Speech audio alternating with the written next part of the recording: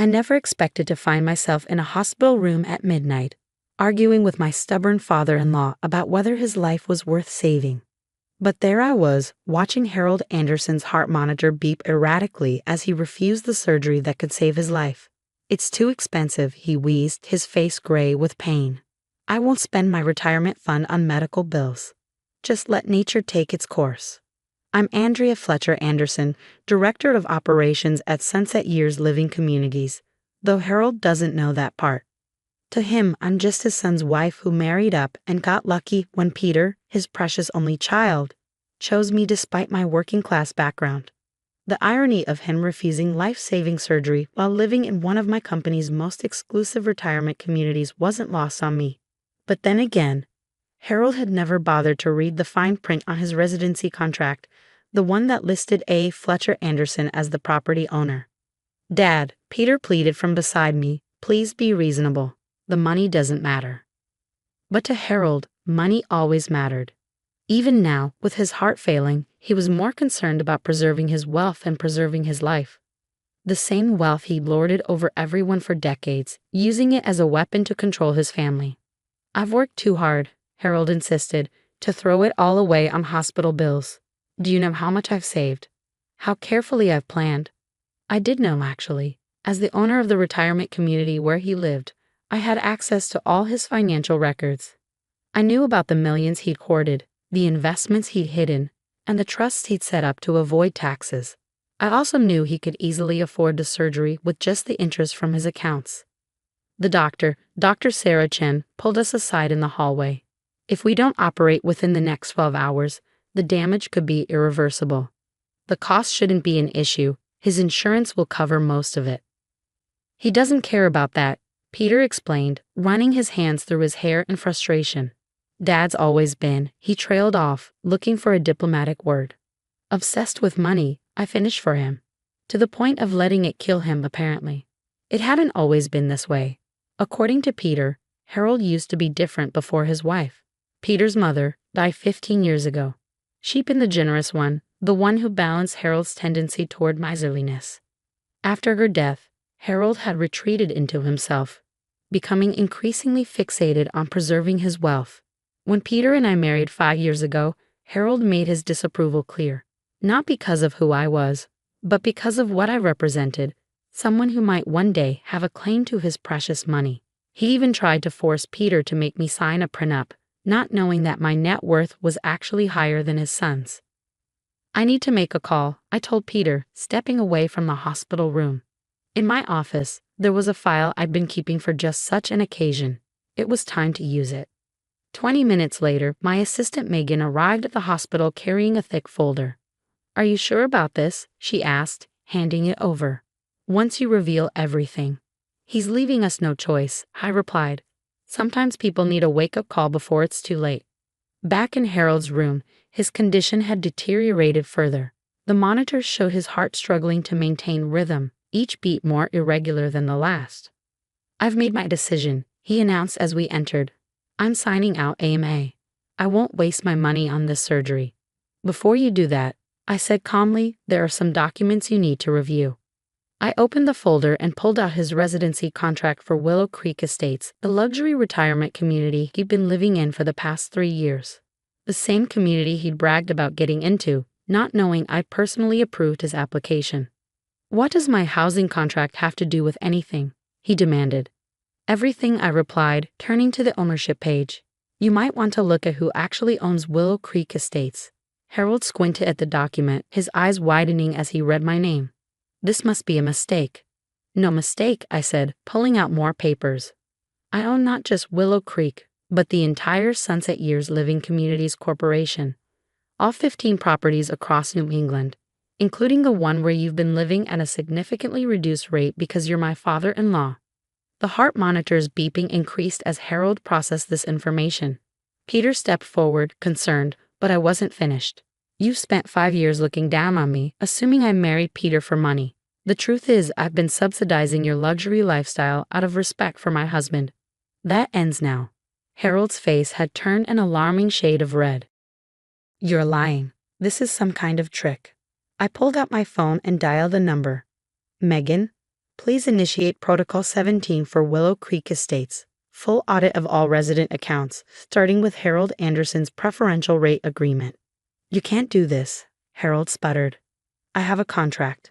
Yes, you do. A contract that clearly states all preferential rates are subject to review if the resident demonstrates reckless disregard for their own health and safety. Refusing life-saving surgery for financial reasons certainly qualifies. Peter was watching this exchange with a mixture of amazement and concern. He knew I was successful in property management, but hadn't known the full extent of my business empire. We'd have to talk about that later. So here are your options, I continued, my voice firm but not unkind. Option 1, you get the surgery, use some of those millions you've been hoarding to save your own life, and continue living at Willow Creek with your current preferential rate. Option 2, you refuse the surgery, sign out AMA, and I immediately terminate your residency contract and initiate a full audit of your account. You wouldn't dare, Harold whispered, but there was uncertainty in his voice now. Try me, I replied, pulling out one final document, a list of his hidden accounts that our financial team had compiled. By the way, the IRS might be very interested in some of these offshore arrangements. The room was silent except for the steady beeping of the heart monitor. Harold stared at me, then at Peter, then at the documents in his lap. For the first time in 5 years, I saw his carefully constructed facade of superiority crumble. Dr. Chen chose that moment to return. Mr. Anderson, we need your decision. The operating room is prepped and waiting. Harold looked at the contract in his hands, then at the heart monitor displaying his precarious condition. Finally, he looked at me, really looked at me, for perhaps the first time since we'd met. I'll have the surgery, he said quietly. As they prepared to take him to the operating room, he grabbed my hand.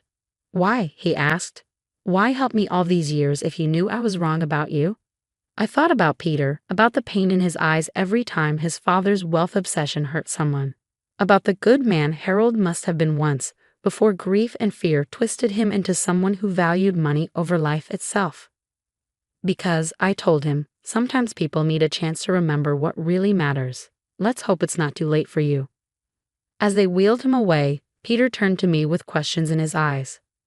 But before he could speak, Dr. Chen called for my attention.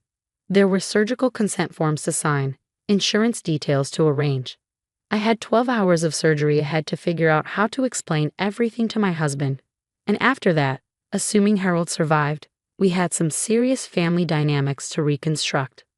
Sometimes it takes a medical emergency to expose what's really sick in a family. The question was, could this surgery heal more than just Harold's heart? Part 2. The 12 hours of Harold's surgery gave me plenty of time to explain everything to Peter. We sat in the hospital's private waiting room, untouched coffee growing cold between us, as I laid out the full story of my business empire. So every time Dad bragged about his luxury retirement community, Peter shook his head, amazed. I was actually the one ensuring he had the best care possible, I finished. The reduced rate, the premium amenities, the special attention from staff. All because he was my father-in-law, though he never knew it. Why didn't you tell me the full extent of your success? I thought carefully before answering. At first, it was because I wanted to be sure you loved me for me, not my business. Then, after seeing how your father treated wealth and status, I wanted to protect what we had. Keep it separate from all that. Peter nodded slowly. Dad has that effect on people. Money becomes this toxic thing around him, poisoning everything it touches. It wasn't always like that, though, was it? I asked gently. Before your mom died? No, Peter's voice softened with memory. Dad used to be different. Generous, even. Mom was sick for a long time before she died, cancer. The medical bills were enormous, even with insurance. Dad spent everything he had trying to save her. When she died anyway, something broke in him. He started hoarding money like it could protect him from ever feeling that helpless again. The pieces started falling into place. Harold's obsession with preserving his wealth, his refusal to spend on medical care, his distrust of anyone he thought might want his money. He wasn't just a miser. He was a traumatized man whose grief had warped into financial paranoia. Dr. Chen found us just after dawn, looking tired but satisfied.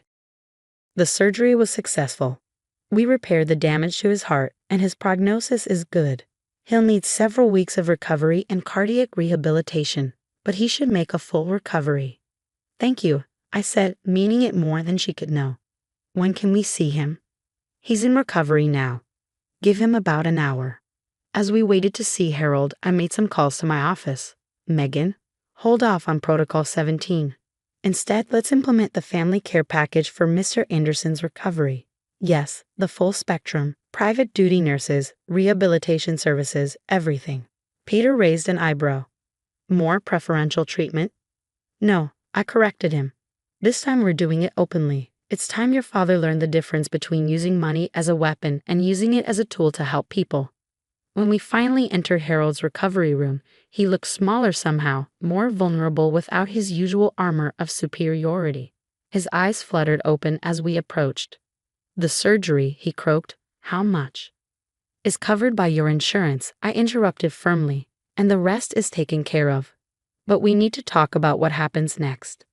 Over the next hour, as Harold drifted in and out of consciousness, I outlined the recovery plan. The private duty nurses from my company's healthcare division, the specialized cardiac rehabilitation program, the temporary modifications to his apartment at Willow Creek. I can't afford all that, he protested weakly. Actually, you can. I pulled out a financial statement, his real one, not the modified version he showed everyone. You have more than enough. But in this case, you don't have to. It's covered under your residency contract with Sunset Years Living Communities, my company. Harold was quiet for a long time, processing this information with a clarity that perhaps only facing death could bring. All these years, he finally said, I thought I was the successful one. The one with all the power. Money isn't power, I told him.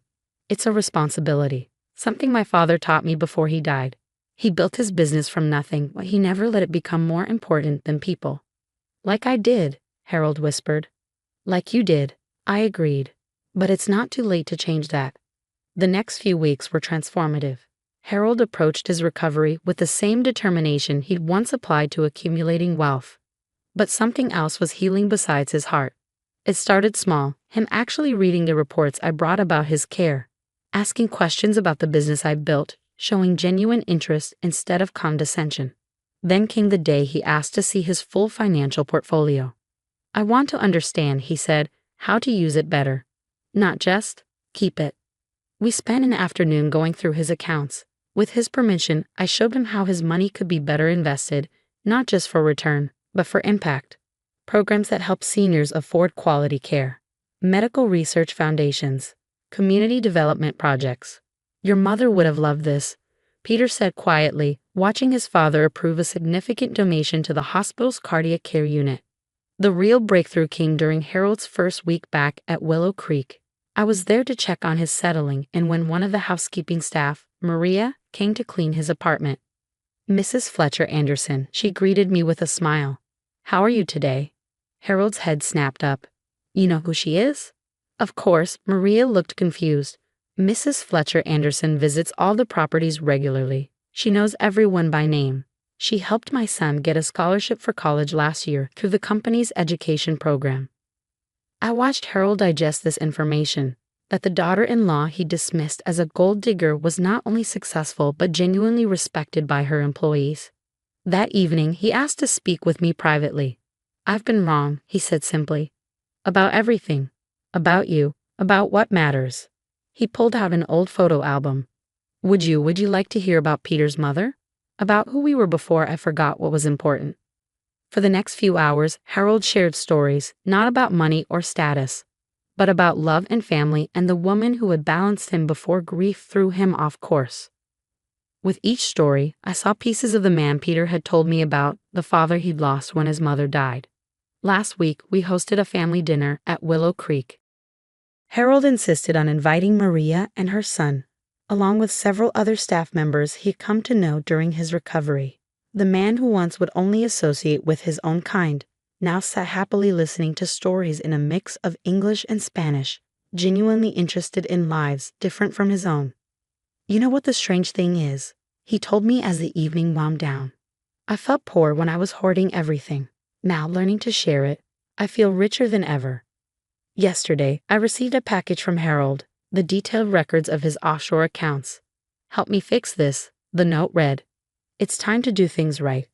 Peter found me in my office, reviewing the documents. You know, he said, wrapping his arms around me, some people might have let him refuse that surgery, after how he treated you all these years. I thought about my own father, who taught me that true wealth isn't what you keep, but what you build and share. About Harold, who had lost his way in grief, but was finding his way back. About the family we were slowly becoming. Sometimes, I said, the best investment you can make is in giving people a chance to change. The heart monitor that had beeped so ominously that night in the hospital now sits in my office. A gift from Dr. Chen. A reminder, she'd said, that sometimes healing a heart takes more than just surgery. She was right. Harold's heart is stronger now, in more ways than one. And our family has learned that true wealth isn't measured in bank accounts or property holdings, but in the capacity to grow, to change, and to open our hearts to new possibilities. Even now, Harold still occasionally slips and makes a comment about money. But these days, it's more likely to be about how to use it to help others than how to keep it for himself. Baby steps, perhaps, but in the right direction. After all, some investments take time to show their true returns.